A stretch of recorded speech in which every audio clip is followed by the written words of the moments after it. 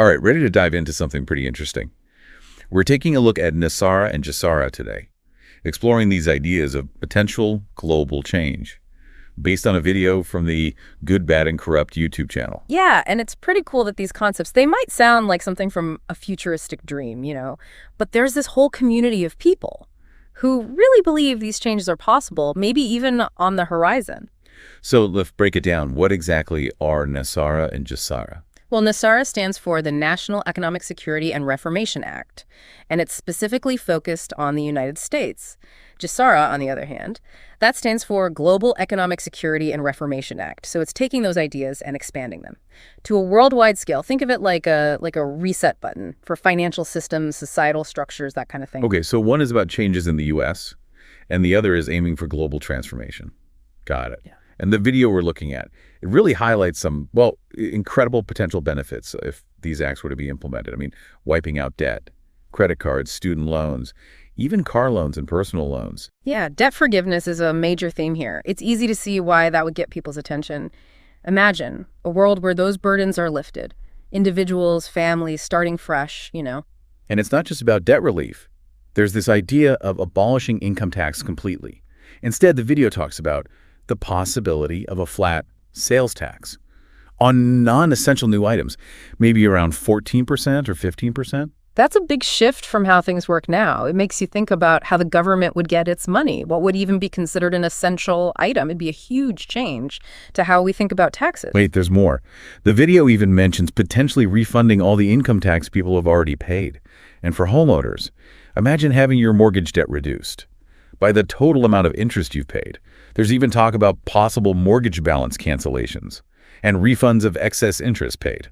That's a pretty bold vision, isn't it? It's understandable why people would be drawn to these ideas. It paints a picture of financial freedom, security, something a lot of people want. And talking about financial systems, a major theme in all of this is returning to a gold-backed currency.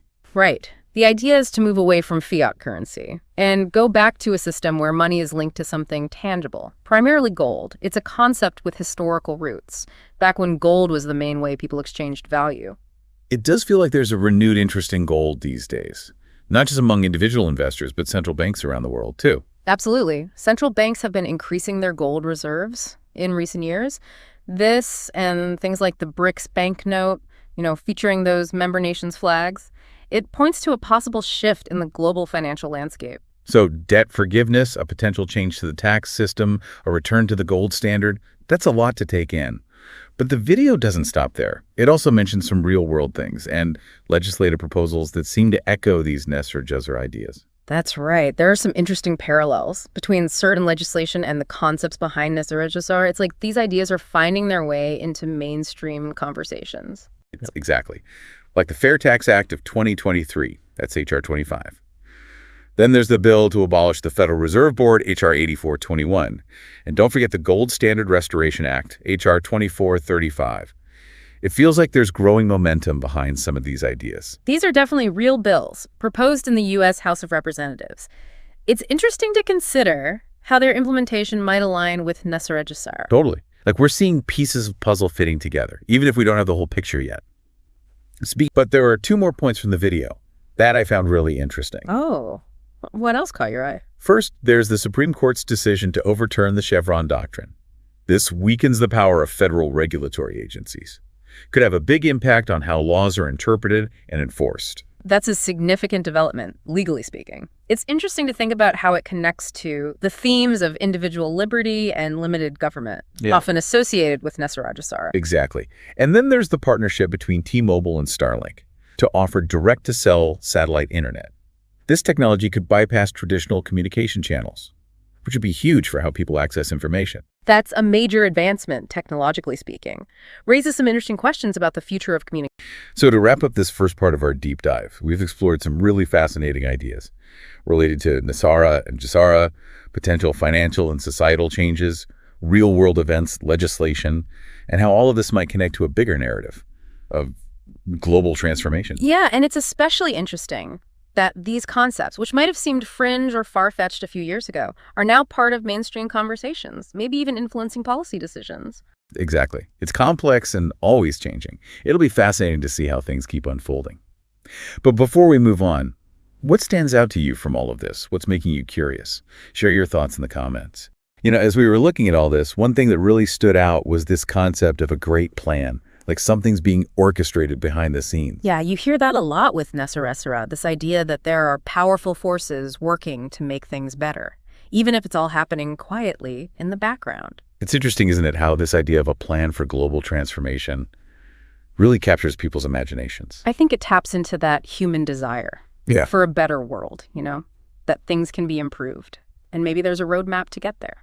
So let's talk about this restored republic idea. It keeps popping up in the source material. What does that even mean in this context? It's like a vision of a world where nations have gone back to their roots. Principles of sovereignty, individual liberty, economic justice.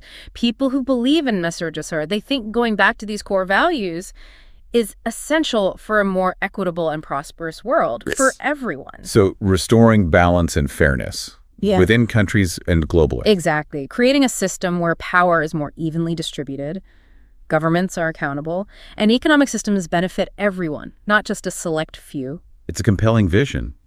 It seems to resonate with people who are disillusioned with how things are now. It gives people hope, a belief that things can be better, and that there's a way to get there. It's a powerful message, especially with all the uncertainty and change happening. Okay, but how does this all connect to what's going on in the world right now? Well, people who support NESARA, they often look at current events through this lens, like they're signs that this big shift is already happening.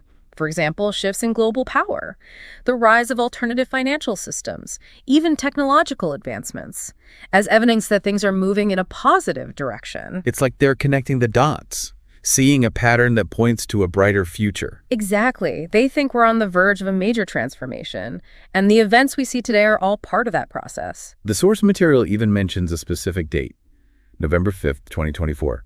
Just a few days from when we're recording this, it seems like there's a lot of anticipation around that date. Yeah, that date has become significant. For the NESARA community, there's a belief that it could be a turning point when some of these changes become more visible, more widely known. It's exciting to think about the possibility of such a positive shift happening. Speaking of global shifts, let's talk more about Brics in all of this. Brics, Brazil, Russia, India, China, and South Africa. This group of emerging economies.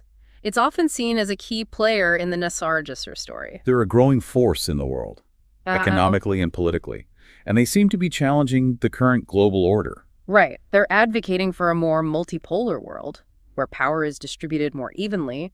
They're also creating alternative financial systems, like the Brics Bank, which could reduce reliance on the US dollar. And we're seeing this trend of moving away from the dollar in different ways. Countries are exploring other options for trade and financial transactions. Yeah, there's a growing movement to create a global financial system that's more diverse and resilient, one that's not so reliant on a single currency. It's fascinating to see this shift happening and to think about how it could create new opportunities. And now let's switch gears a bit. Focus on the underlying principles and philosophies that really drive these movements. Right, because it goes deeper than just debt forgiveness or tax changes. There's a whole set of values at play here. Absolutely. At the core of NESARA, there's this vision of a world based on abundance, cooperation, sustainability. It's this belief that we have what we need, resources, technology, to create a world where everyone can thrive. It's about changing how we think, from scarcity to abundance, from competition to collaboration. Exactly. It's about realizing we're all connected, understanding that when someone succeeds, we all benefit.